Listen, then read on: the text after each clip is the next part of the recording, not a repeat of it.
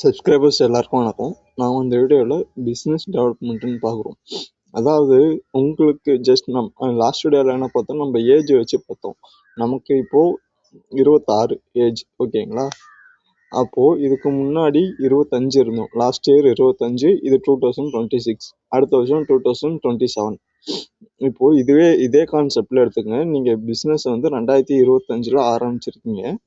இப்போ 2026 ஆயிடுச்சு, 2027 next year, ஓகேங்களா? ஸோ ஒரு பிஸ்னஸை எப்படி டெவலப் பண்ணணும் அப்படின்னா, அதாவது இயருக்கான இயர் என்ன தான் வரும் ஆக்சுவலாக. இது வந்து டிஃபால்ட் மாறாது ஆக்சுவலாக. செலிப்ரேஷன்ன்றது டிஃபால்ட், ஓகேங்களா?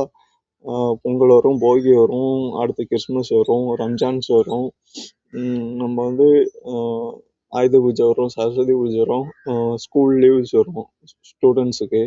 ஸோ இது எல்லாமே நடந்துகிட்டே இருக்கும். ஆனால் பிஸ்னஸில் இதுக்கு செலிப்ரேஷனுக்கும் இதுக்கும் நீங்கள் எப்படி அதை யூஸ் பண்ணிக்கிறீங்கன்றது தான் உங்கள் பிஸ்னஸ் டெவலப்மெண்ட்டு. இப்போது ஆக்சுவலாக போயிட்டு நம்ம வந்து என்ன பண்ண முடியாது, ரம்ஜானுக்கு போய் கரும்பு விற்க முடியாது, ஓகேங்களா? பொங்கலுக்கு வந்து பிரியாணி விற்க முடியாது. ஸோ அந்த மாதிரி தான் ஆக்சுவலாக கரெக்டாக உங்கள் பிஸ்னஸை டெவலப் பண்ணணும் அப்படின்னா, எந்த டைமில் எந்தெந்த ஃபெஸ்டிவல் வருது அதை எப்படி யூஸ் பண்ணிக்கணுன்றது ஒன்று இருக்குது. 2025 நீங்கள் இன்வெஸ்ட் பண்ணி ஸ்டார்ட் பண்ண பிஸ்னஸ்ஸு நீங்கள் கரெக்டாக எடுத்துகிட்டு போகிறீங்களான்றதையும் இருக்குது. 2026 வளர்ந்துருச்சா இல்லை அதை விட சேல்ஸ் கம்மியாக இருக்கான்றத இருக்குது. அதை வந்து நெக்ஸ்ட் இயருக்கு நீங்கள் எப்படி இருக்கும்ன்றது, 27 எப்படி இருக்குன்றத நீங்கள் ஸ்டார்டிங்லேருந்தே நீங்கள் அனாலிசிஸ் பண்ணி எடுத்துகிட்டு போகணும். இன்ச் பை இன்ச்சாக ஸ்கேல் அப் பண்ணணும். அப்படி பண்ண மறந்துட்டீங்க அப்படின்னா உங்களால் என்ன பண்ண முடியாது. ஒரு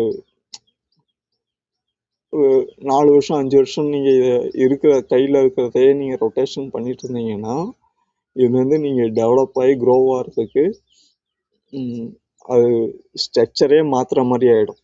நீங்கள் புதுசாக வந்து, ஏன்னா அதோட காஸ்ட் வந்து சும்மா இல்லை. ஒரு ஷாப் நீங்கள் மார்னிங் ஓப்பன் பண்ணி க்ளோஸ் பண்ணி 365 டேஸும் நீங்கள் ரன் பண்ணுறதுன்றது நத்திங் ஈஸி, ஓகே?